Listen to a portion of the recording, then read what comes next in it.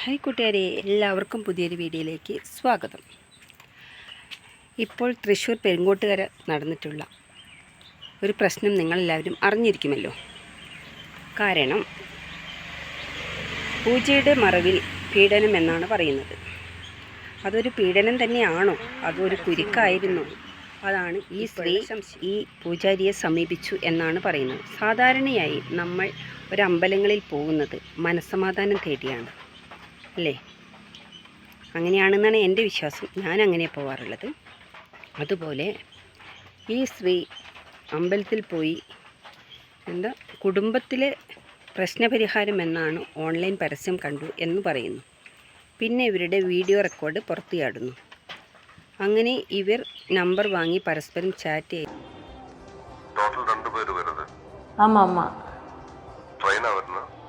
ട്രെയിനില്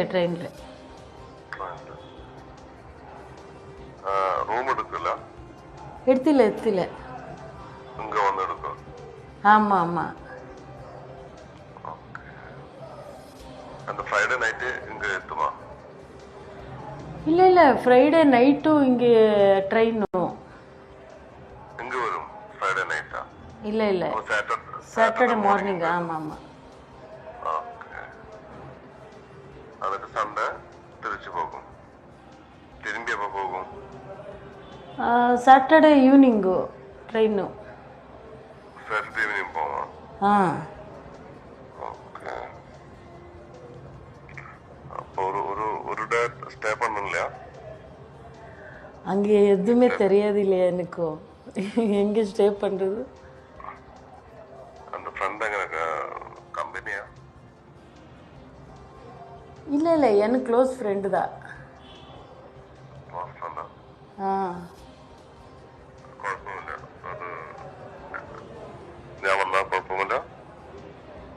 நீங்க வரீங்களா?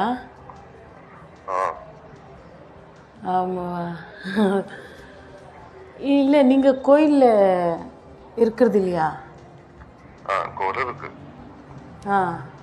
அப்புறமா நீங்கள் வரீங்களா? ஓகே. அப்போ காணாம். நமக்கு நேரிட்டு ஹோட்டல் எடுத்தாலும் ஹோட்டல் புக் பண்ணலாம். Okay.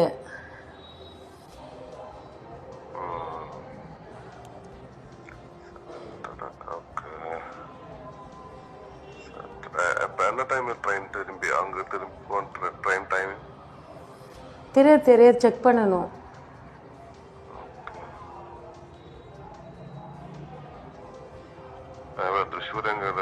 Thrissur hotel room book பண்ணலாம். ഞാൻ വരാൻ ഈവനിങ്ങിൽ. எனக்கு தெரியாது. அங்கே நாங்கள் ஸ்டே ஆயில்லை. நாங்கள் வந்து ഒരു அந்த ഫ്രണ്ടിനോട് சொல்லிட்டு റൂം അറേഞ്ച് பண்ண അവൻ വണ്ടിയിൽ വന്നിട്ട് അങ്ങ് ഡ്രോപ്പ് பண்ண. നീ വന്നിട്ടില്ല എന്നുണ്ടെങ്കിൽ നിൻ്റെ മക്കളെ കൊല്ലും, മന്ത്രവാദം ചെയ്ത് കൊല്ലുമെന്നാണ് പറയുന്നത്. എന്താണ് ഇതിൻ്റെയൊക്കെ ഒരു അമ്പലത്തിൽ എന്ന് പറയുന്നത് നമുക്ക് നേരിട്ട് പറയാൻ പറ്റാത്ത കാരണം ഒരു ഇടനിലക്കാരൻ എന്ന രീതിക്കാണ് നമ്മൾ ഒരാളെ ഇയാൾ നിൽക്കുന്നത്. അപ്പോൾ അമ്പലങ്ങളിലായാലും പള്ളികളിലായാലും നമ്മൾ പോകുന്നത് നമ്മുടെ മനസ്സിനൊരിത്തിരി ശാന്തി കിട്ടാനും സമാധാനം കിട്ടാനും തൻ്റെ സങ്കടങ്ങൾ ദൈവത്തോട് തുറന്നു പറയാനും കൂടിയാണ് അല്ലേ? അപ്പോൾ അതിൻ്റെ ഇടയ്ക്ക് ഇങ്ങനെയൊക്കെ ഓരോ പ്രശ്നങ്ങളുണ്ട് എന്നുള്ളത് കണ്ടപ്പോൾ ഒരുപാട് വിഷമം തോന്നി. അപ്പോൾ നിങ്ങൾ ആ വീഡിയോ കാണുക.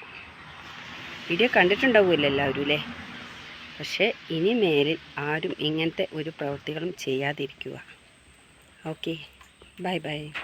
മറ്റൊരു വീഡിയോയുമായി നമുക്ക് വീണ്ടും കാണാം.